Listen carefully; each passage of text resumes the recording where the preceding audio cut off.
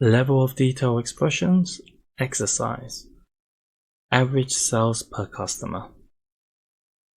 In this exercise, we will write and include level of detail expression to help us create an average sale per customer. In this instance, we don't just want the average sale for all of our transactions. We want to see what is the average sale per customer or average customer spend. So that is a more interesting piece of analysis, and I would argue far more useful. Essentially, you're looking at the value per customer. So let's go into Tableau Desktop and let's get started. So as always, let's go to Microsoft Excel, open our data source, and let's take orders and drag that into the query panel. Perfect. Now what we are going to do is create our level of detail expression. We are going to call this sales per customer. We are going to make sure, the customer ID is included in our calculation, and we are going to have average sales. And the key thing here is I want to wrap this around with an average as well.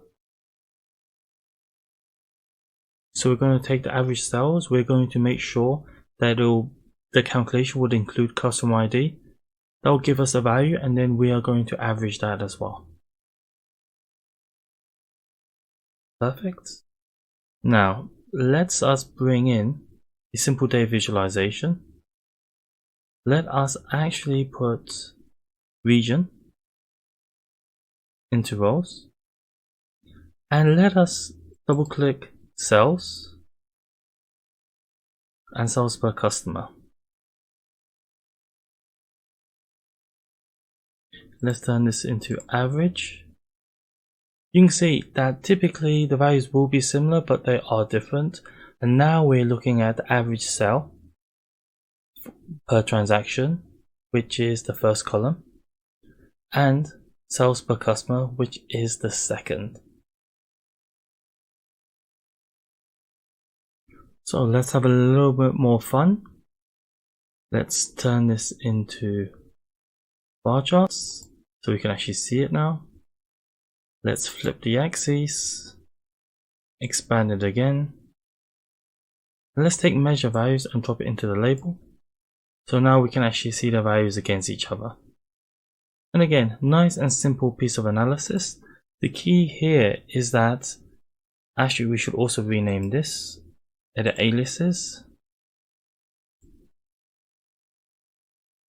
average sales for transactions.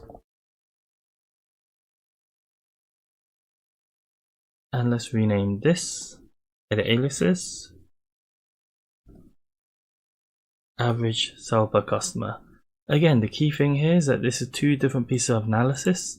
Without using the include, we would have had to bring in customer ID somewhere in the data visualization so that we can aggregate it together, and that would have just been a nightmare.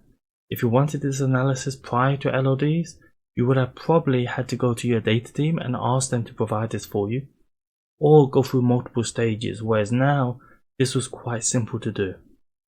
So have some fun with this, explore the concept, try to explore include, and see you in the next lesson.